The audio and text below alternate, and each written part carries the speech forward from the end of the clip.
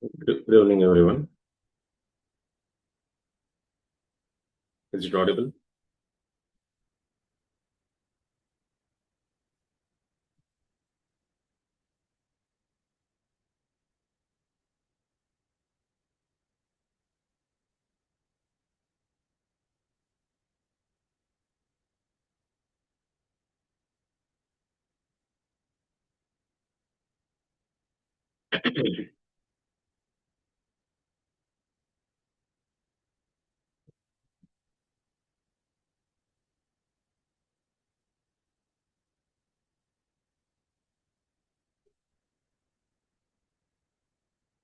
Are you able to see the screen properly?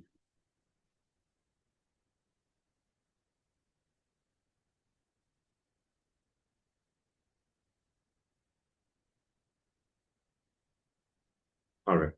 How about the screen? Screen is also there.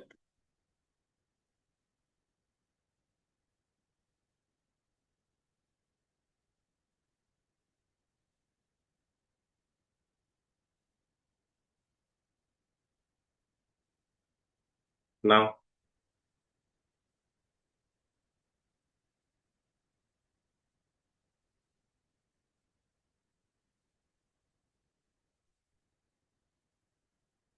screen was visible.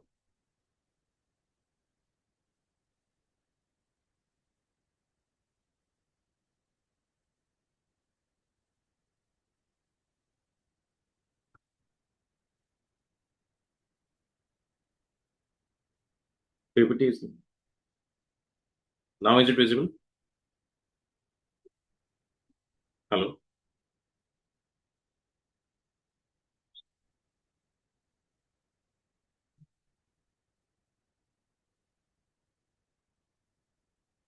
Ah, all right.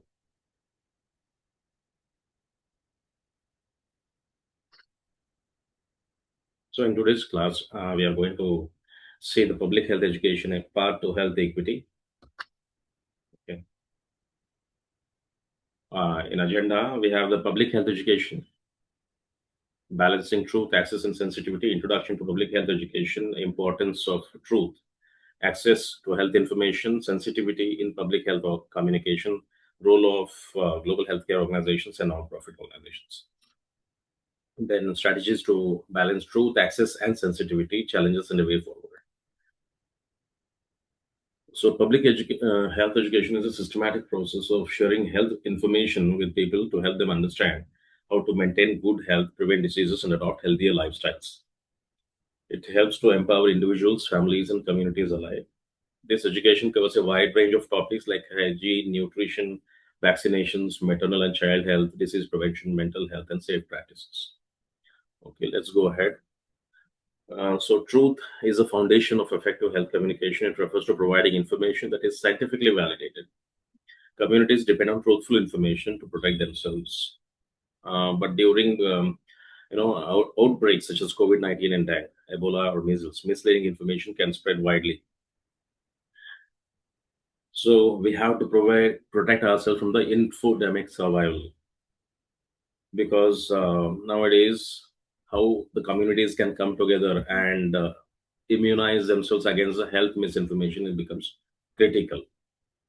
Infodemic health means an overabundance of information, both accurate as well as fake information, spreading rapidly along a disease. So it causes confusion, it fuels mistrust and costs lives. So the key insight: treating the infodemic is like treating a biological virus. The cost of reaction always dwarfs the cost of prevention. So we'll have to see how best it should be prevented rather than reacting to it. So step one is a fake claim. So many medical insurance people, they claim that certain medicine is made up of very valuable things, and the bots or trolls amplify the same thing. People start believing in false narratives, and algorithms reward the outrage. And fourth is a full blown digital cascade. People are, are not really careful in order to understand that it is a misinformation which has spread, and it is far from truth. So, what is your strategy? You have to unlock both the truth that is scientifically validated and verified by the experts, the access in a simple language in the local dialects people should be able to have, discussion. Then sensitivity towards traditions, using empathy, all those three things, truth, access, and sensitivity, is very important. To defeat misinformation, facts are not enough. Your message must live in the trust zone. Is the voice slow, or I have to increase?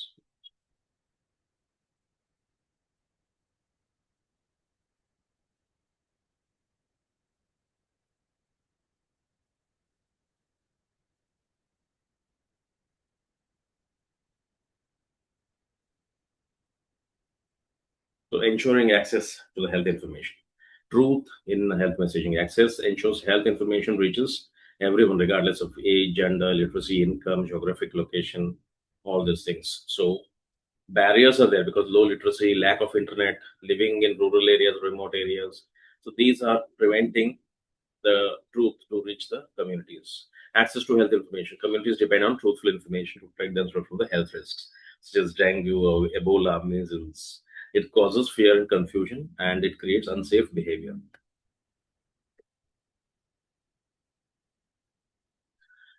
So, also alongside with the truthful information, we should have sensitivity in public health communication, and we have to respect the values, traditions, beliefs in order to spread what is required, what are the nutritional diets, what are the vaccinations required. From time to time, we should have empathy and respect along with the local leaders, along with women groups, and also sometimes religious leaders to help them reach the acceptable and relatable messages to the general public. The role of the global and non-profit organizations is to make sure that the scientific guidelines and standardized tools are utilized so that it reaches the masses. The World Health Organization also participates and gives scientific guidelines, and the UNICEF provides information for health and hygiene of the children's, along with the education of the child. So there should be cultural relevance in community. Training frontline workers in communication skills, empathy, listening, and cultural awareness is important. Messages must be tested for small groups before large campaigns are undertaken. So correcting the myths should be done with the kindness and factual explanations without embarrassing the people. Effective communications planning. Organizations must use simple languages. They should use visuals and create stories so that messages can be easily understood by the community. And the entire community leaders and health workers should be able to know the local culture in order to spread the message. Now, there could be old way. In the older way, in the traditional method, in the biomedical phases, people used to only worry about the disease-centered and standardized information.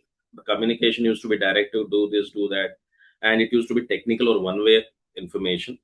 And effect on trust was it can foster alienation, and sometimes people used to go against this. But now when you level it up according to cultural requirement, the focus is mostly centered around the patient, and a lot of it is narrative driven. Communication could be collaborative, it should be empathetic, it should be a shared decision making. People should start feeling that it is done in their interest. Effect on trust based on by perspective with lived experiences of people. So don't just translate the words or technicalities, but translate into the culture. So it is integration of culture, incorporate community narratives into the biomedical advice. But there are some barriers for effective health communication, like you have some claims that people are having some harmful behaviors, like they are having some taboos like gender based health issues or vaccination. Sometimes religious things will come up, but then it is because of a lack of communication professionals who are able to deliver what is required. Then you have to debunk the older way. Like reacting is not the answer. Every time people used to react if something happens, or people used to hesitate about the fact checking, or they're literally playing a losing game of catch up. But now pre-bunking means you should have develop the shield, or you should develop the immunity, and you can create proactive defense and warning the people before it hits a certain group of people. Building psychological immunity, being mentally ready in order to know about the outbreak. So pre-bunking is your ultimate defense against the infodemic. How to build a mental antibodies means expose the mind to a weakened bit-sized piece of fake news and try to know what all fake news are there. Reaction is the brain recognizes manipulation. We can easily understand what is wrong and what is right out of this. And you can start building immunity, and the person is now resistant to future manipulation. So people cannot manipulate you with any kind of infodemic or the fake uh, information about a particular pandemic. Then there are various ways in which you can teach your community to to spot the tactic. Means people are there are impersonators, there are people who are using emotional languages who can trigger or fear or an anger. There could be polarization. For instance, diabetes is was considered, it is not a disease at all nowadays, because it's just a level of sugar, because there are a lot of companies behind it in order to make the people believe that it is a disease. So conspiracy, inventing secret plots to explain the events, then discrediting, attacking the source. So who is spreading all these kinds of rumors, that has to be attacked and discredited. Trolling, baiting people into extreme reactions. So all these are kind of know your enemy. Like you should know where information and trust is missing and fake information is spread. So you have to master the ecosystem, because at a community level as well as communication, if you don't come out and inside, you have to have trust in science first of all. Then there is convenience, ease of access of information has to be there, along with confidence and complacency, perceived risk. What kind of people are exposed to what kind of risks? So you cannot fix the inner core here unless you are having you have to pass through the communication and community level. So it always starts within and not without. So community is in which people are living. There has to be communication, and within that, this communication have confidence, convenience, and complacency. So the entire ecosystem has to be understood in terms of convenience, not only convenience, but more often it is the confidence than convenience, and that has to be understood. Then previously there used to be some flyers they used to stick on entire villages and streets. These flyers used to have acting like a mass broadcasting, and there could be too much of academic jargon which a common man never used to understand, and the result was ignored and hits the wall of mistrust. So never people had to literally keep themselves aware about what's happening around, but that was a failing way. But now the bottom up approach is a winning way, co-design with the local people, faith leaders and community health workers, CHWs, and culturally adapted stories. So any kind of messaging has to be embraced through trusted networks. So we didn't go the engagement, we ceded the control and gave the freedom to the people. So first of all, there should be cultural model of illnesses. Then the information has to be about pre-bunking and narrative medicine delivered by the community health workers. And finally, it is reaching the entire community in terms of what kind of there could be disaster in terms of fake news or any kind of, let us say, AI generated news, or there are so many things which people want to sell these days. So health equity isn't just about providing access to the medicine, it's about providing access to the truth in a way that respects lived realities. So the game is over for infodemic. If people are spreading fake news, then we should develop resilience and confidence and convenience, and we have to check the complacency in order to overcome this kind of a competition within the medical sector or even within the pharma sector. So you have understood the insights into the understanding of information. Now coming to the quiz part, did anybody understand any kind of choice? What is the foundation of effective health communication? A, technology; B, truth; C, marketing; D, funding. Is very important. Which one of these is the foundation of effective health communication?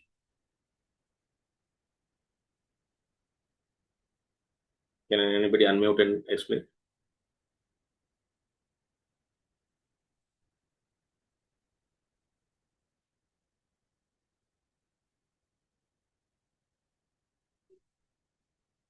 Okay, some people are telling B, A, B, A, B. Okay, let me check and try. Yes, B is the correct answer. Because truth ensures that health information is scientifically accurate and reliable, which builds on trust and helps communities make informed decisions. Second question is, what does access in public healthcare education ensure? it is reaching only the within urban areas, or it is information is reaching everyone, or it is only about making high profits, or it is having complete government control over the public health education. Let's see the answer. Those who have answered B is correct. Information reaches everyone. So access ensures that all individuals, regardless of background location, can receive and understand health information. Now, second module is ethical implications of public health in crisis situation. So understanding public health ethics, individual rights versus protecting the community. Who is important? Whether the community is important or the individual. Fair and equitable allocation of resources, transparency and honest communication, special care for vulnerable populations like children and adults, and very elderly people. A role of non-profit organizations maintaining accountability and public trust. So, ethical implications in public health crisis. So, public health crisis is pandemic, natural disasters, bioterrorism demand rapid response to protect populations. However, these urgent actions often raise complex ethical education about individual rights and community safety. So, ethical public health decisions have to respect human dignity, cultural values, principles of justice. In high pressure environments, health workers and policymakers make balance the public good with personal freedom. So, clear ethical frameworks ensure that interventions are not only effective but also morally sound and socially acceptable. Public health versus individual care is where the dilemma lies. So, during a crisis, public health actions often affect the entire communities rather than individual patients. This shifts the ethical focus from a patient centered care to population level outcomes. So, decisions on quarantine, vaccination, resource distribution must consider the broader impact on the society. So, ethical principles like duty to protect, fairness, and transparency guides these charges and ensures both they are effective as well as just. The shift is on ethical focus. So in routine healthcare, the focus is on individuals nevertheless, but in crisis, the focus shift from protecting the towards the population as a whole. So this requires different ethical lens. One that prioritizes collective well-being over personal autonomy. While individual rights are important, they must be balanced against the greater good in emergency scenarios. So balancing individual rights with community protection. Balancing means nothing but during pandemic quarantines, travel restrictions may be necessary to prevent disease, but it can limit the personal liberty. Especially down the line, people ethical action require that such measures must be scientifically justified and clearly communicated to people and applied fairly. Individuals must be informed about the reasons for restrictions and support with the access to food, healthcare, mental health services during confinement. This ensures dignity, transparency, and trust in the public health actions and decisions. So, protecting health, physical as well as mental being, is important because ethical requirements are there. The goal is not just to contain the disease, but also to protect the human well being in all the dimensions. So, avoiding the discrimination exclusions may affect the public safety. So, ethical frameworks must ensure that policies do not target specific communities or exacerbate the existing inequalities. Inclusion and equity must be all central to the emergency of planning. All the people should be included. Fair and equitable allocation of resources has to happen. Fair and equitable means during a crisis, essential resources like vaccine cylinders, or oxygen cylinders and vaccines, hospital beds, and protective equipments are often limited. So, ethical allocation requires prioritizing at these higher risks whose recovery should be almost, uh, you know, chosen on a regular basis, especially children and elderly patients. Our decisions must also avoid bias on socioeconomic status or geography or gender or ethnicity. We should not make choices of patients based upon these dimensions. So, transparent data driven processes help build public trust and prevent panic. So, ethical distribution ensures that no community is left behind and interventions are both effective and just. Prioritizing based on risk and the need. So, how much risk is there and how much need is there? For instance, for pregnant women, what is the risk and what is the need? Ethical allocation also should consider potential long term recovery also and societal contribution.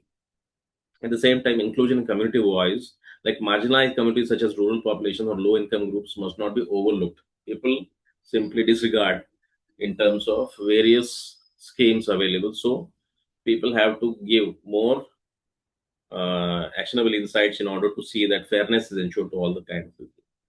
Next, ensuring transparency and honest communication is required. Ensuring transparency and honest communication means it should have both the risks, prevention methods, available services, and informed decisions because the patient has to ultimately take a decision about himself. or herself. So misinformation or false recurrence can lead to panic, non-compliance, and loss of trust.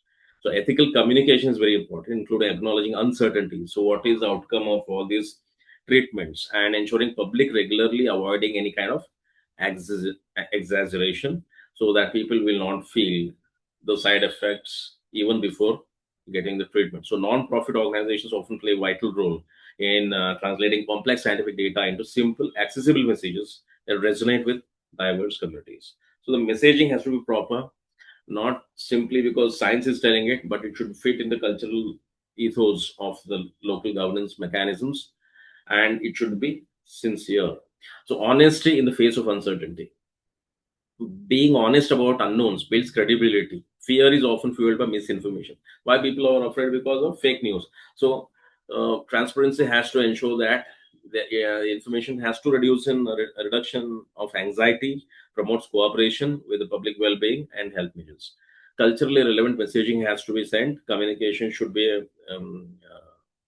held accountable so that nobody is left out, and trust increases the effectiveness of the public health campaigns.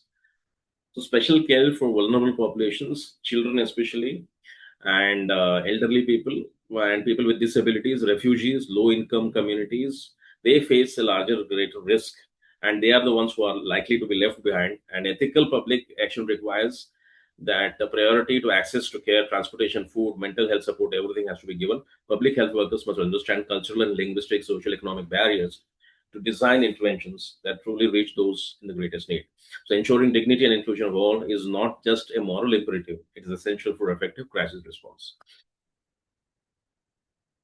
So, like sticking all this is an older method, like they used to go and stick the pamphlet. But during these phases, people used to take disadvantages and charge heavy money. We have seen during the pandemic how much of hospitals they have just create the fake information and collect a lot of information from the general public. Even in cases where people were not affected, they were treated badly. And we should know the likelihood of infodemic inside a pandemic. So vulnerable population, especially children and elderly, are prone to this kind of vulnerability. So people, special care has to be taken about them. Protecting higher risk groups, like for example, chronic illnesses, which requires medical care, medication, protective equipments. Everything has to be ethical and practical. Includes access for marginalized groups of people. They should be culturally sensitive. There should be mobile clinic and the daycare and night care if available during the emergencies have to be separately provided. And protecting high risk groups, because you don't have to treat just because some people are elderly, one should not disregard them versus the younger crowd. So high risk groups like elderly and the infants are very prone to high level of protection and care. Then they should be, I mean, remedy has to be there to include all the marginalized groups, and they should be taken care with a lot of confidence, openness, sensitivity, and personal care and touch. Role of non-profit organizations, like we already have discussed, like WHO, UNICEF, Red Cross Society, MSF. All these organizations will help in order to have MOUs with local needs, monitor the equity, and vulnerable voices are heard. These organizations provide essential services like medical care, food distribution, sanitation, mental health support. Their ethical responsibility include the neutrality with which they operate, and compassion, respect for human dignity, and full transparency in operations. By operating with integrity, the purposes interventions, rapid deployment and local insight. So it should be rapid. Like as soon as the people are deployed, they should have resources. Both the people and the resources have to be deployed. In real time, monitoring has to be done. Decision making has to be fast according to local conditions. Global coordination with the local accountability, like technical guidance, funding is required, and local NGOs can participate heavily and collaborate with them in order to have interventions which are both scalable and equitable. So sometimes radio also comes, local radio stations, they can spread the news. Sometimes mobile apps will also have global coordination with the local accountability. All these things are going to help in order to have ethical functioning of the medical care facilities as well as personnel. So maintaining accountability and public trust becomes too much of importance to have normalcy. So maintaining this public trust means decision makers must justify their choices, why they are choosing one method over the other, and evaluate the outcomes and admit the mistakes when they occur. Transparent oversight, community participation, and independent monitoring are essential to ensure that the public health measures remain lawful, respectful, and evidence based. Corruption, misuse of funds, and neglect of vulnerable groups can severely damage the trust. So, in crisis settings, accountability is not just a formality, it is a necessity for maintaining public confidence and ensuring that interventions are implemented with integrity and fairness.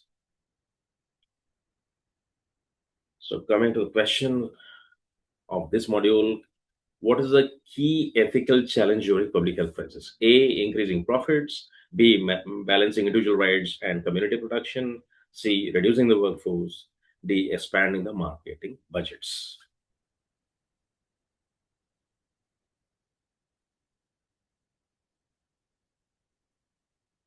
Ah, correct.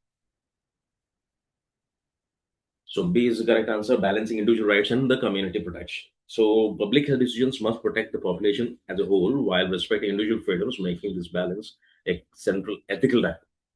Second, what is essential for ethical resource allocation during crisis? Favoring the wealthy populations, random distribution, fair and equitable allocation based on need, and political influence. The correct answer should be, as you all understood, those are correctly said last B. This will be obviously C. Fair and equitable allocation based on need. So ethical frameworks prioritize health risk and vulnerable population to ensure that fairness, transparency, and maximum impact is made. Now coming to data handling in healthcare. Now, what is data handling? What is privacy, security, and ownership of data? Then you have got privacy in healthcare, data handling, ownership of data, then challenges faced during data health, non-profit settings, then ethical principles in data handling, and also some future directions. So, data handling is a third module in which people's records, historical diagnostic results, treatment, all kept in file. It should be stored, shared, used that are safe, ethical, and legally compliant. As healthcare systems grow and more digital, the need for robust data management practice becomes increasingly critical. Poor data handling can lead to breaches, misdiagnosis, and loss of patient trust. This presents and explores the core principles of privacy, security, and ownership in data healthcare. So, highlighting the importance in the, and the real world implications important. Understanding the healthcare data. So we have to know the names, addresses, medical histories, genetic profiles, blood groups, weight, all the levels of BP, sugar, everything has to be safeguarded to prevent unauthorized access to this kind of a data because people are sitting to make profit out of this data also. So privacy in healthcare data handling means across the hospitals, people have to govern the data. There should be very stringent and a very systematic way of keeping the data for coordination, public health planning. However, such sharing increases the risk of exposure. And security in data storage and transmission should also be, unlike sometimes anonymizing the data without the use of the names will help a lot while data collection because various agencies want to collect the data, but not necessarily with the names and personalized. They just want the overall data. So anonymizing the data when possible and ensuring that only authorized personnel have access to sensitive information should be ensured. Security in healthcare. That means sometimes cyber threats like hacking, ransomware, insider breaches, and these kind of things are going on these days. So strong encryption, firewalls, access controls, regular audits are essential. So the healthcare organization must also train the staff in cybersecurity best practices and respond quickly to the data incidents like HIPAA, GDPR guidelines are there in various countries. Ownership of healthcare data. Data ownership is legal and ethical. That has to be kept. Who owns the data? Whether the researcher or the creator of the data, or the doctor is owning the data, whether the hospital is the owner of the data, or the government is the owner of the data, or the patient is the owner of the data. So, global public health infographic has to showing so what kind of data has been collected generally for the welfare of all, but institution has to have data custodian. There should be somebody who is a custodian of all that data. He should always keep a tracking about that. data, so that any tracing of leaking of data should be avoided. Ethical principles in healthcare data handling. So, non-profit organizations often face resource constraints that limit their ability to implement advanced data security and privacy protections. Donor expectations for measurable impact can pressure them to publish or share the data prematurely, increasing the risk. So, there are some research data, there are research allocations that limit their ability to implement advanced data security. So one has limitations over there due to money, due to certain guidelines, due to absence of policies, and non-profit organizations, especially though they don't have the wherewithal of so much of resources. So resource limitations are there. Second is pressure for impact. That means in global and non-profit healthcare setting, data handling is often constrained by limited budgets. Outdated systems are also there, and lack of technical expertise may hamper them. So these challenges make it harder to maintain consistent privacy and security standards. Now, future directions, a little bit, we have C. Then, coming back to the question, what is the key requirement for maintaining privacy? Okay, sharing all data publicly, obtaining informed consent from who is giving the data, ignoring the regulations, allowing unrestricted access.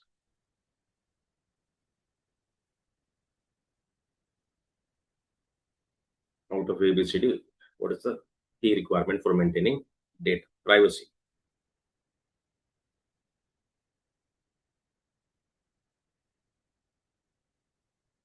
Yeah, B, B. People are taking B. Let's see, it is B. Obtaining informed consent. People should share data only when he gives permission. So privacy requires the patients are aware of how the data is collected, used, who is using his data, ensuring ethical and legal compliance. And along not only patients, people who are accompanying the patient, they should know what is informed consent, that signature. Second one, what is essential for securing healthcare data? Weak passwords, no monitoring system, encryption and access control, open access systems. Okay. Those who are answering C are correct. Encryption and access control. Strong security measures like encryption and control access help prevent unauthorized use and protect sensitive healthcare data. Now comes the integrity and transparency. Building trust in science through integrity and transparency in healthcare research.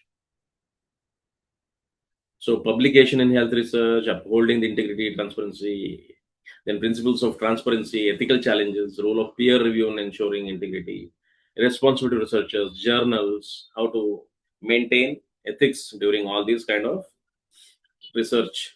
So the role of publication research is very wide. They have to provide scientific evidence-based research that guides the policy decisions, especially in medical care. It requires clinical practices, strengthen the public health system for non-profit organizations. The credibility works depends upon heavily on public trust and what conditions the data has been collected, making integrity and transparency non-negotiable. Honest data, accurate reporting of events prevents misinformation and protects the human subjects. So these publications serve as a foundation for evidence-based medicine and equitable health outcomes. Without the reliable research, healthcare decisions become only speculative and potentially harmful. So integrity is very much required. Integrity means not only honesty, it is also reliability. So integrity means accuracy also in reporting scientific findings. So it ensures that research results are trustworthy. They can be relied upon by the policymakers, the clinicians. Accurate data report truthfulness about the positive and negative outcomes. Omitting the negative results can lead to public can mislead to public health strategies. So both positive and negative all types of data has to be properly retained. So proper study is to has to have the findings are valid and reproducible at any place. So fabrication or falsification of data undermines the scientific credibility and can lead to dangerous medical interventions. So responsible authorship also ensures only those who are having made meaningful contributions are listed there, preventing unethical practices like ghostwriting, honorary authorship, like that. So there should be methodological transparency on one hand and data accessibility and sharing on another hand. So methodological transparency means clear documentation of methods allows the researchers to replicate and validate findings. And open sharing of data, when ethically possible, enables independent verification and builds the trust. So that certification and standardization has to have while sharing. So steps, you should medical research papers, clinical trial documentation, regulatory writing, medical education materials, medical marketing content. Similarly, which is the right journal to select?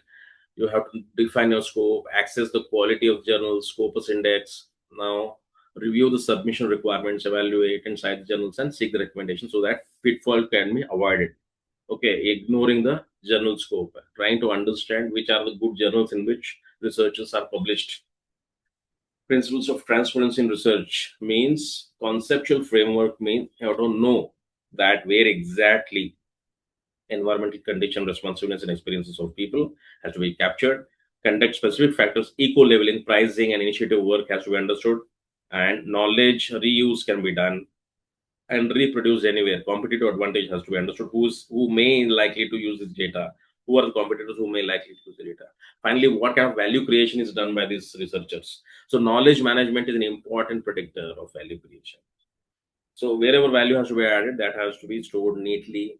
Only authorized people have to have the access for your value creation in the research. So funding also required, not just only going on writing. Funding also required. So disclosure of funding sources, where you are getting money from, where you are spending it, what are the potential biases, the pharmaceutical sponsorship, who's sponsoring your research, influential trial, whether government or private body or a hospital or any kind of chair in the university is funding it. Then conflict of interest, COI disclosure has to be there. So in any case, if it is harming while research is undergoing, that personal interests are harmed or financial interest of any company is harmed, or only you have to openly declare as the main understanding of what is your scope and objective, methodology, limitations in research. Then from hypothesis generation to public archiving, when spelling mistakes happen. So hypothesis generation is the first step. Data collection and experimentation is second. Third, analysis and interpretation of this data. Review and publication in a very good journal. Publicly archiving and dissemination of information to the public where it is required. So from the hypothesis generation to public archiving, there are various steps. Now, here arises the ethical challenges in health research. Health research faces significant ethical challenges due to the direct impact on the human lives. So publication bias is there. Now, what is this publication bias means? Where only positive results everybody wants to show. They want to hide the negative results. It distorts the scientific knowledge and it may lead to ineffective and harmful treatment. So pressure to publish can result in rushed, exaggerated findings. Duplicate publication misleads the scientific community. Plagiarism undermines the academic integrity. Data privacy is another major concern, especially when patient information is involved. Non-profit organizations often face additional pressures. So the NGOs and NPOs which are working under pressure from the donors, that they have done something good because the donors have given them the money, and if something goes wrong, so which can influence the publication decisions and compromise the objectivity itself. So it may happen in certain cases. Like there are vast amount of data. Like just now, there are some diseases which are not at all become diseases over a period of time. They have been only done only with different kind of objectivity of large companies.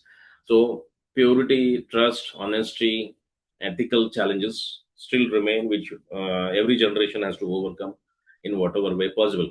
So ethical challenges in healthcare research is something which is a very huge subject, and it requires a lot of patience and interest in order to retain the momentum.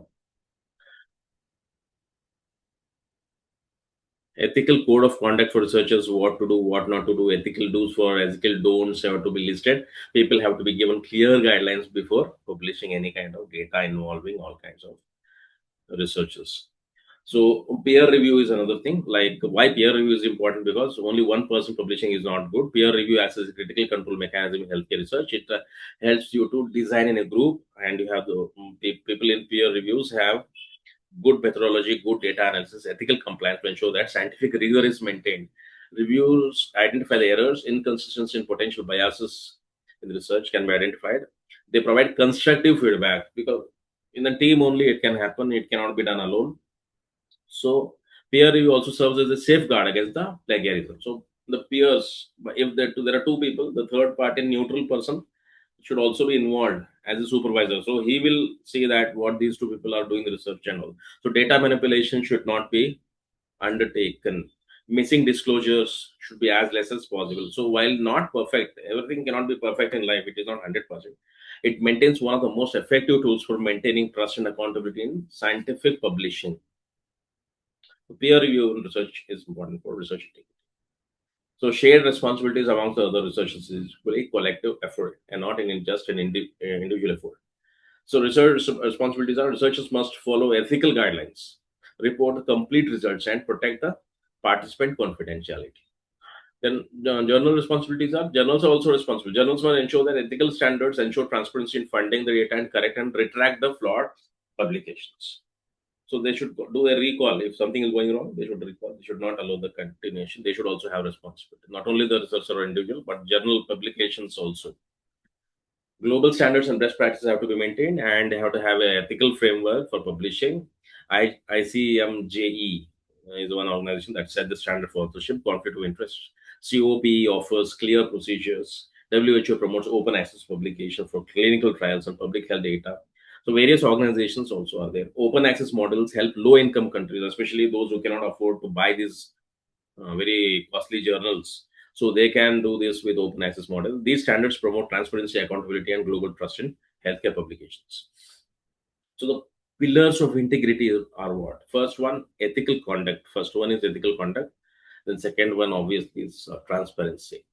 Now, in the ethical conduct, you are seeing data accessibility verification, accurate reporting, maintaining objectivity, disclosure of funding, who has funded, comprehensive COI, conflict of interest disclosures, substantial contribution of criteria, then accountability, inclusion of local researchers.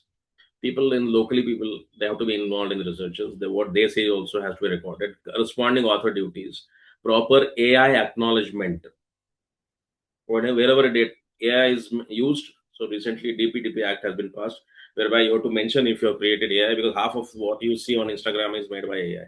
So you should know where what is real, what is AI. Then adherence to international standards. So various like ICMJE, COPE, WHO guidelines that we followed.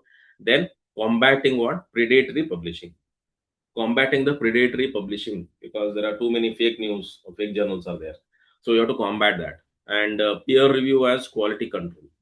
So quality assurance is the final outcome of doing all these things. Not only ethical conduct, transparency, accountability, but finally it has to reach to quality assurance because of the peer review as a quality. So these are the pillars of integrity in health research publication. Conclusion we have seen just now. So question one: what does integrity in healthcare research publication ensure? One, faster publication, honest and accurate reporting, higher profits. C, more citations.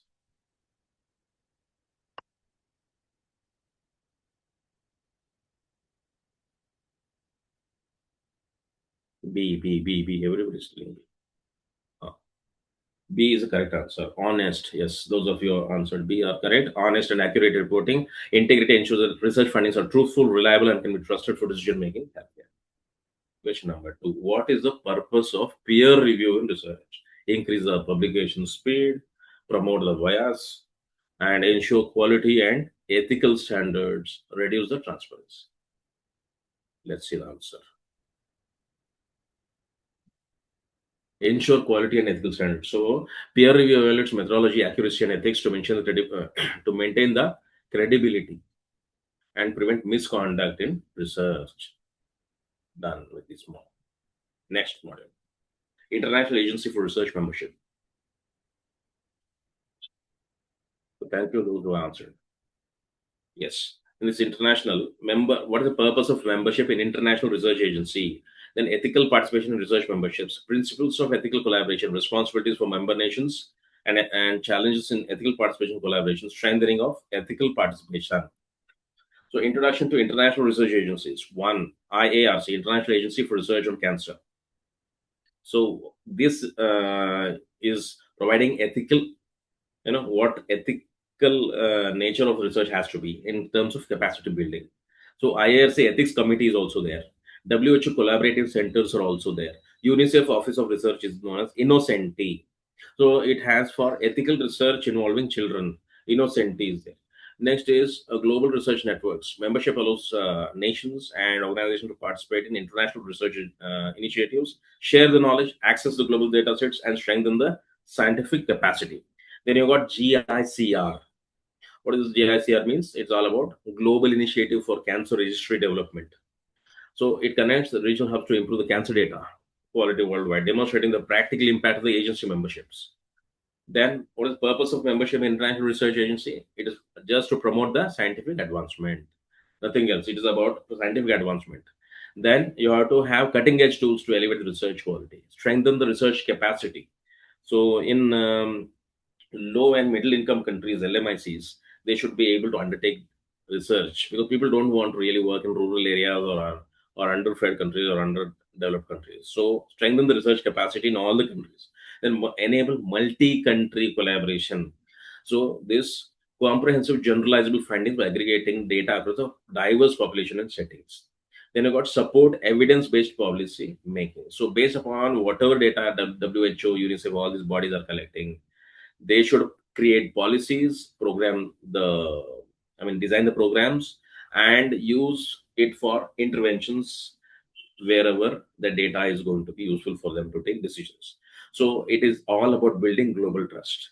So faster confidence between countries, institutions, communities through ethical, transparent, inclusive participation is the purpose of membership in international research agencies.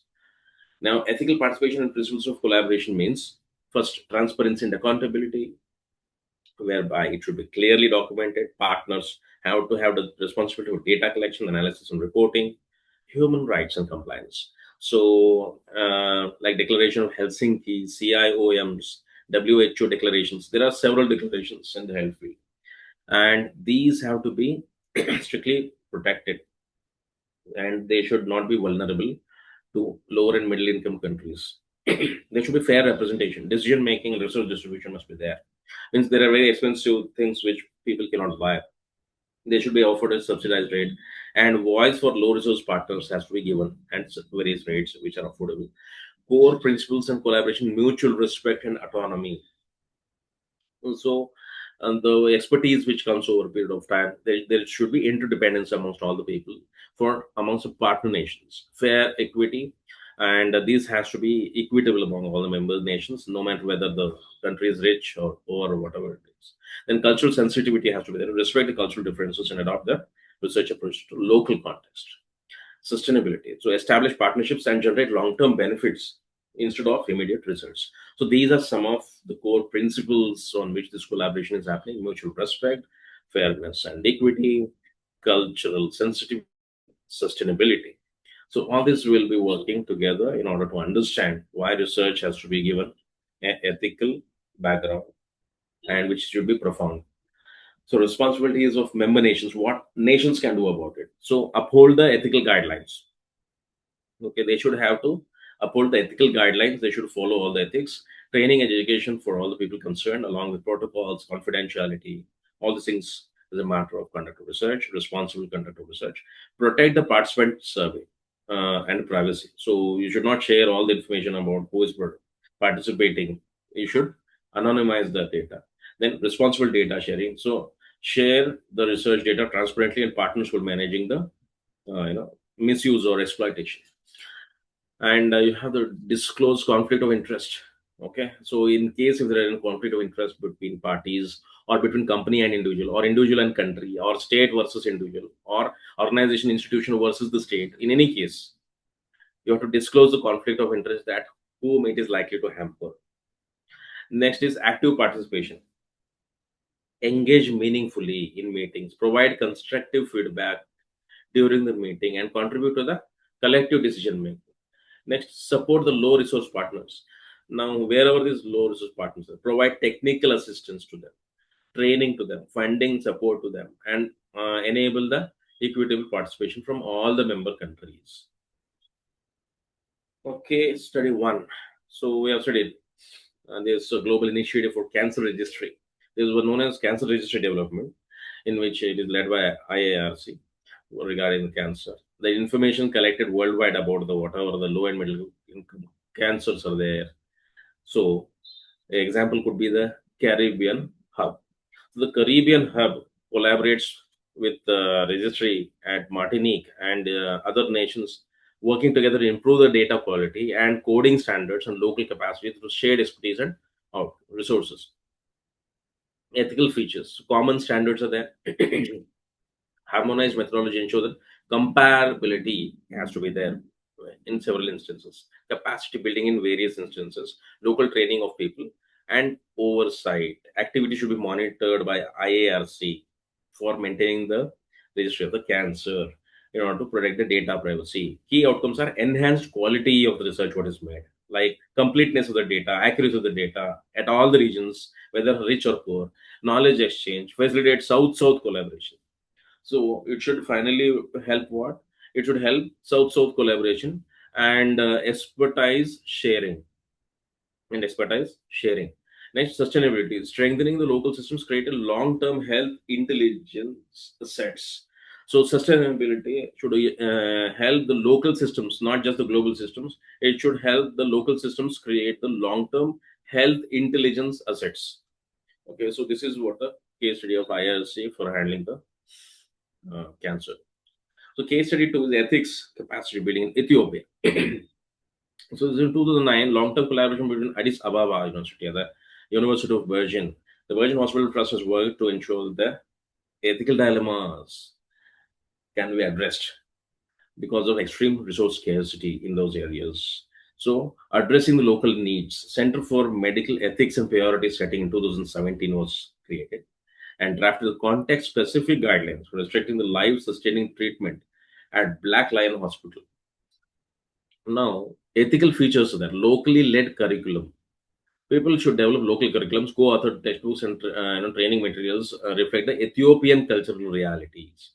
They did with the training of trainers. They trained all the people locally rather than relying only on the expert trainers and their dependency thereof. So, equity, mutual respect, and learning characterizing a partnership dynamic. All these led to what? Key outcomes. Infrastructure creation of the first national center dedicated to medical ethics in Ethiopia. Human capital, the trained cohorts of PhD and master students to lead to the future reviews. Policy dialogue.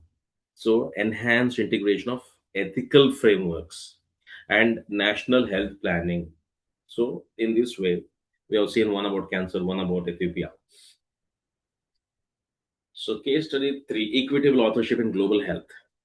So, 63.3% of low and middle income countries has increased substantially since 2008.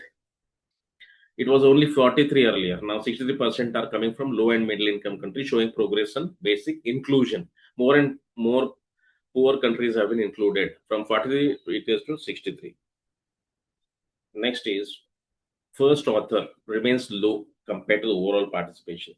Yes, still first author lesser in those countries, and last author LMIC country. Senior oversight would remain dominated by high income partners. So this they still feel having the inferiority complex of not able to substantially contribute for the research authorships. So ethical implications like underrepresentation in senior roles. All these rich countries are reflecting their own superiority in having power dynamics. So parachute research is the devaluing of local intelligence contributors. So they come, they do the research, and they go off. They don't tell these people what to do. So there are so much of yeah. So recommendations, what they have told is institutional incentives are there. Reward the HIC researchers for stepping back to support the LMIC senior authorships. So senior people amongst those countries have to be given adequate opportunity to publish. General policies mandate equitable byline by description and justify the exclusion of local partners. So they have to be bound by certain rules in which everybody must be included. So mandate equitable byline descriptions and justify the in exclusion of local partners. In case if local partners have to be left, then they have to say why they are leaving some people or inclusion and exclusion clauses have to be included. So equitable authorship in global health is all about providing equitable distribution of ability to author certain articles in the journals. So betterment of local conditions for the research people as well as of course the patients and the entire healthcare system. So there are some challenges. The challenges are again One, resource imbalance. Wealthier nations are dominating the agenda setting. They are trying to always set the agenda and leading the asymmetries and disproportionate benefit they are getting.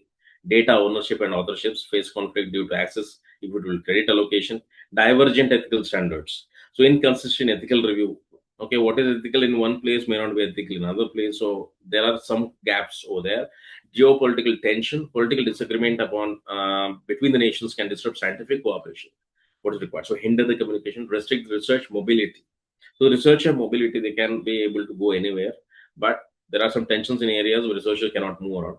So funding pressure, so donor expectations may unduly influence research project. If the company donates a huge lot of money, the research guy has to write according to these whims and fancies. So the potential bias is there against those agendas, which has to be curbed. And you have to stay away from these which will affect the local health needs. Then non-profit constraints. So limiting staffing, infrastructure, and oversight mechanisms, some organizations to make strict ethical compliance difficult to maintain.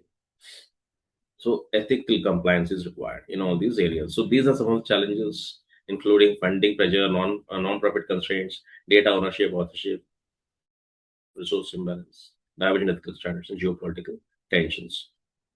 Now, strengthening this kind requires unified ethical framework. So, Center for International Medical Medicine is there, medical reporting is there. So, these WHO standards, they have to have unified ethical frameworks, open data with safeguards. So, you can have the privacy safeguard, intellectual property has to be registered. China is leading in IP filing of patents and copyrights. Then comprehensive ethical training has to be given to all the researchers. Clear communication has to be there about the potential risk and mutual expectations. Fair authorship guidelines, that what is should be the actual contribution, what is the evidence, what kind of promoting equitable credit to the low and middle income countries, partners, and robust monitoring systems. In order to have supervision on all this, it requires a lot many people and so much of labor, determination, effort, and dedication. So robust monitoring systems is required, and support for low resource partners. So providing targeted technical help or financial assistance or training support to ensure that genuine equitable participation is ensured. So we should have all kind of ethical training, clear communication, fair authorship, robust monitoring systems, support for low resource partners. All these collective efforts are going to help the international research networks to come together and solve world's pressing issues. The takeaways are foundation of trust and impact is there. Ethical partnership is not merely compliance with the bedrock of scientific quality and community trust, long-term health impact. Systemic equity is essential. Capacity building is a priority. And all these things, the call to action is adopt the shared standards. First one, okay, harmonize the ethical frameworks, measure equity. Like we should have metrics to develop about funding distribution, diversity, and correct imbalance. They should have some mechanism and hold all the people accountable, all the stakeholders accountable, establish clear mechanisms for monitoring compliance and addressing ethical lapses which might happen swiftly elsewhere. So this is about ensuring ethical collaboration. So there could be some references and further readings which is also there in your portal as well. IARC, CIGR, WHO, UNICEF, SIOMS, BMJ Health. So many other Lancet Global Health. Some further references are also there. So now coming to the question, what is a key role of international agencies in research participation? One, limiting the collaboration. B, promoting global collaboration. C, reducing data sharing. And D, avoiding the standardization.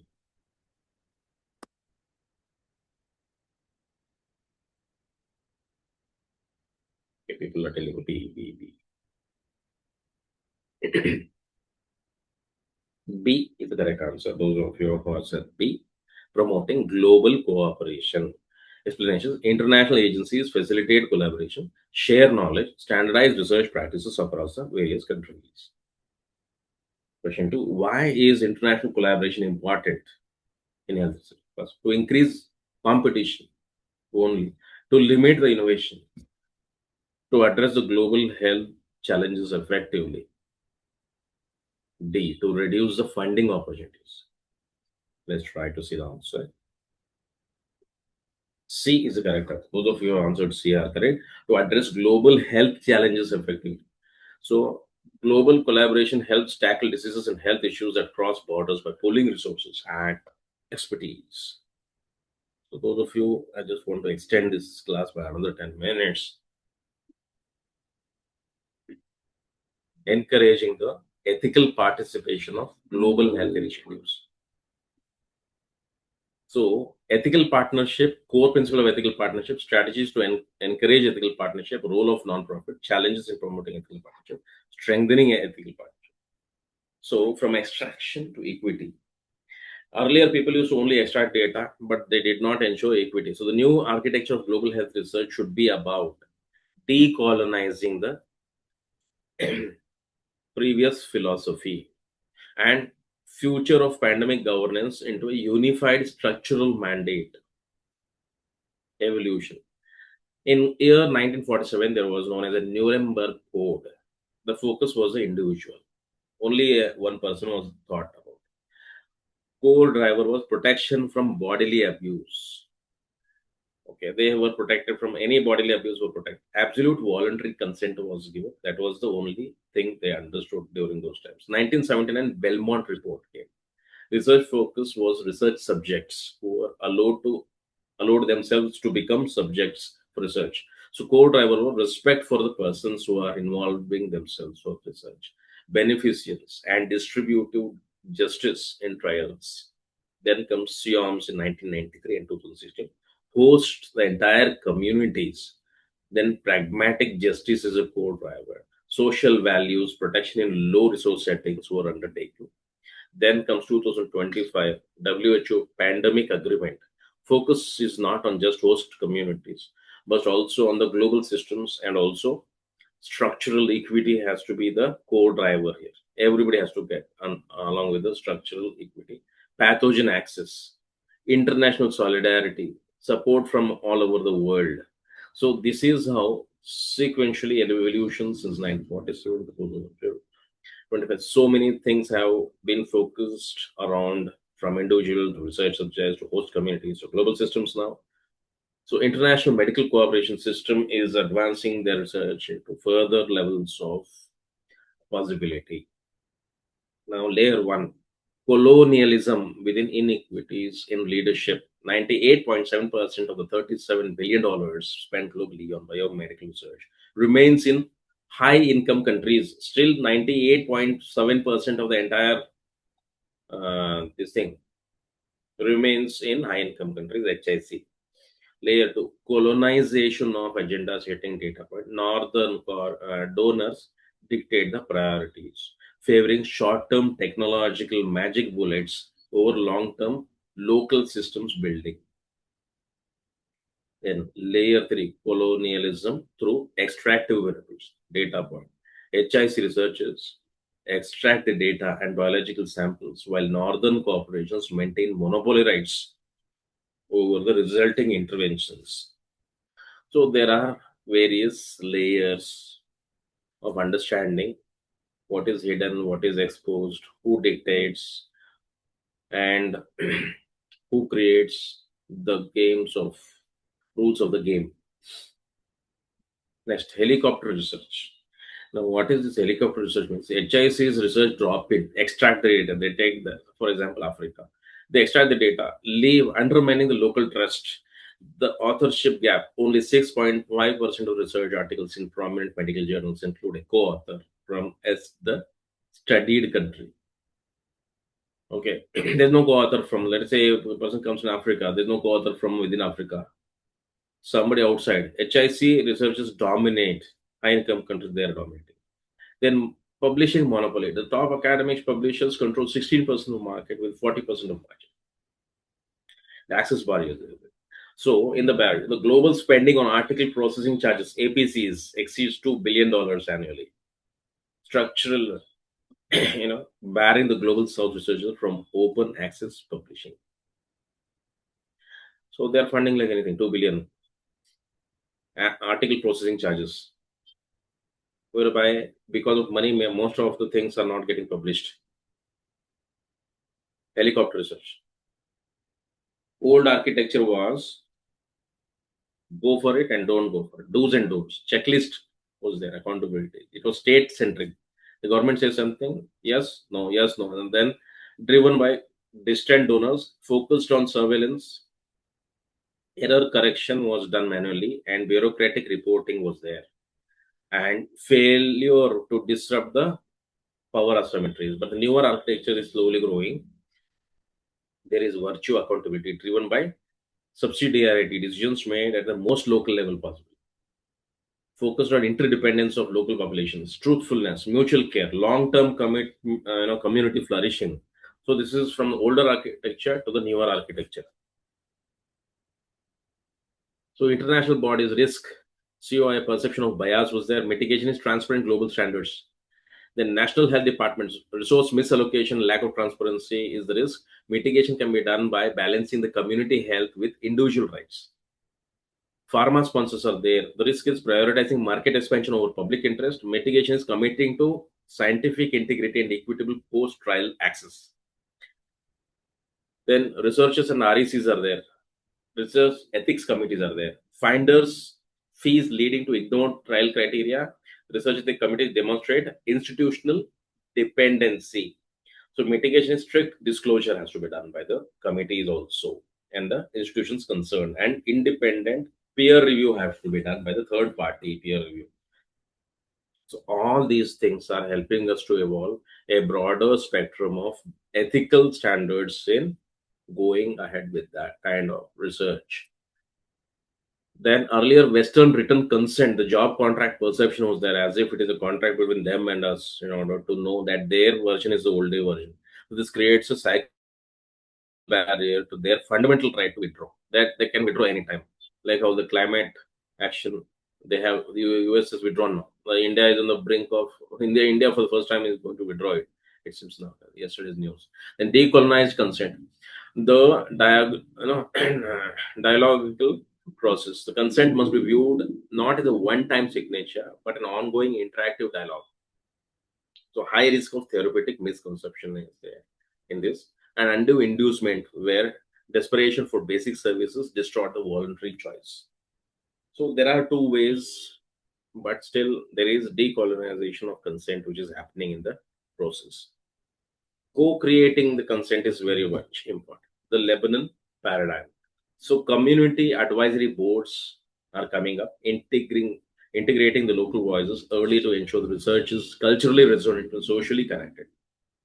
Step two, multimedia alternatives are there, replacing the dense text with audiovisual. People should be able to understand not just with the text, but audiovisuals, voice notes, and oral delivery to overcome the literacy and dialect barriers are there. Then the teach back method. So rather than asking, do you understand? Researchers should start ask participants to explain the study back in their own words, validating the true comprehension, whether they have understood what is being told to them.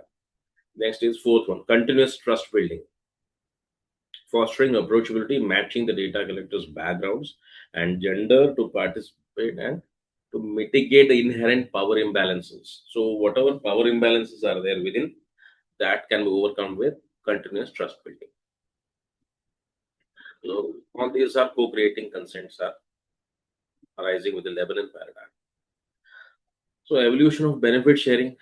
Earlier, step one, SIOMs have started narrow and product phase. It was guarantees the host country that they will get specific solution to the problem. Fails to address the broader structural needs. Fair benefits means flexible and community defined. The benefits expand beyond the product to include infrastructure, cleaning, health services negotiated by the community. So there is a far and wide-reaching effects which other people can also benefit from doing research. And capacity building and sovereignty. The modern standards, H3 Africa, benefit sharing its is a core reason for collaboration. Okay, so what is there to collaborate if nobody shares? So sharing is the core reason to collaborate. So focuses on technology transfer. So ultimately, collaboration and cooperation can grow with technology transfer. and creating a lab of their own in the low and middle income countries. Labs have to be able to benefit from all this. Now comes the global south and the global north. So they are known as pathogen access and benefit sharing. The PABS system aims to end the tension between the rapid pathogen sharing and guaranteed access to life-saving benefits. The tension is in 2026 May 2026 deadline, bridging the gap between the lower and middle income countries' demand for mandatory technology transfer and high income countries' desires to protect the private innovation ecosystem. Okay, it's addressing their intellectual capabilities in order to protect, but the PABS mechanism, the Global South obligation is rapidly sharing pathogen physical samples and genetic sequence data through WHO coordinated networks, whereas the Global North manufacturer obligation is guaranteeing 10% of the real time production as a donation to WHO and 10% reserved at affordable pricing for LMICs. So, discounting has to be given.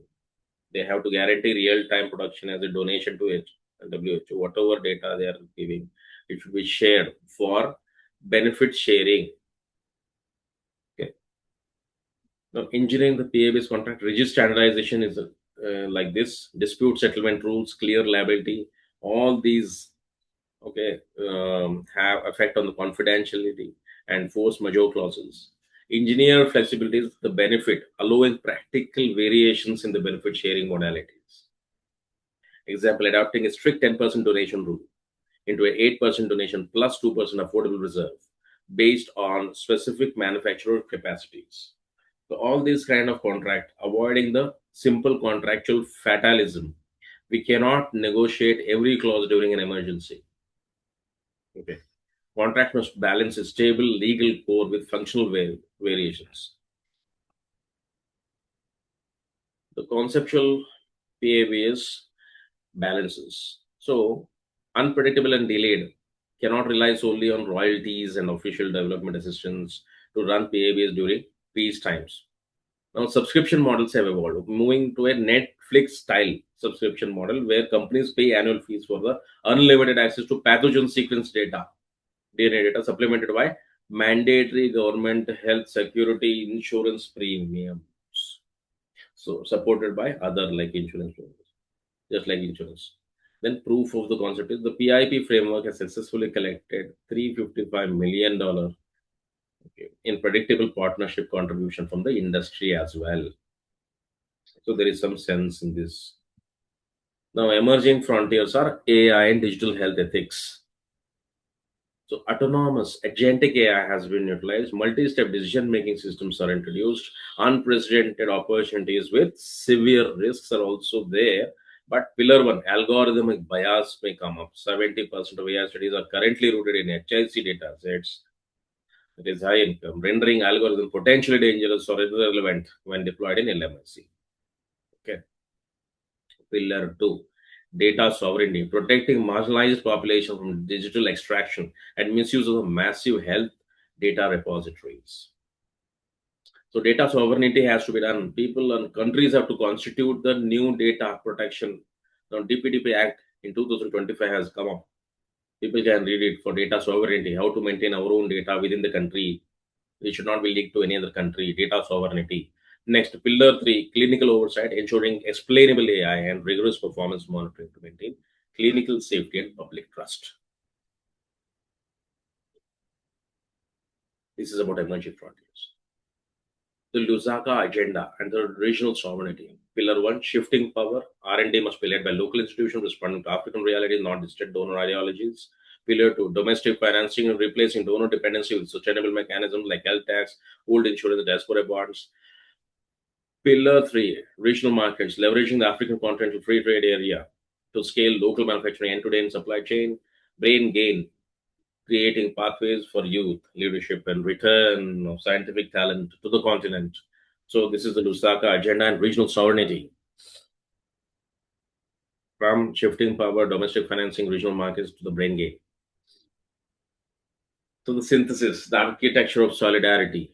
True equity is not a charity initiative. It is a structural requirement for a human survival. If all the humans have to survive on this earth, maturity says that everybody has to share, so that binding the pathogen access benefit sharing, that is PABS, regional health sovereignty, and predictable and sustainable financing is continued under this kind of architecture. It should be institutional framework, the virtue, accountability, elimination of parachute science, and robust management of conflict of interests, and local, which should be the foundation, decolonialized, culturally resonant, and dialogical informed consent. So this kind of a synthesis will evolve over a period of time. Now, last two questions. What is the key principle of ethical governance in global health research? First, data extraction without consent. Two, equity and fairness. Three, profit maximization. D, limited collaboration. Let's see. Those of you who answered B are correct. Equity and fairness. Ethical governance focuses on fairness, inclusion, equitable benefit sharing in global health systems. Second question. What does decolonized consent emphasized? Is emphasizing. Emphasizes rather. One, that is one time signature only.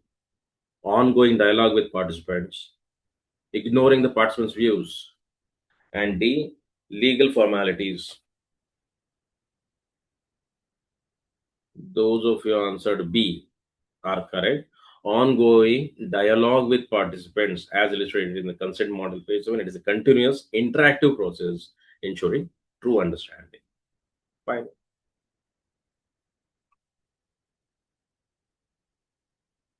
I'll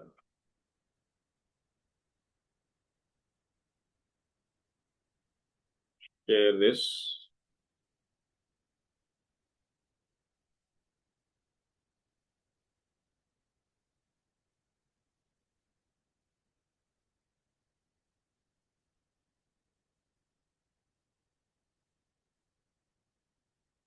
So those of you who want to download, you can click on this. Access is normally there. Even if access is not there, you can click and the email will appear before me. Thank you all for attending.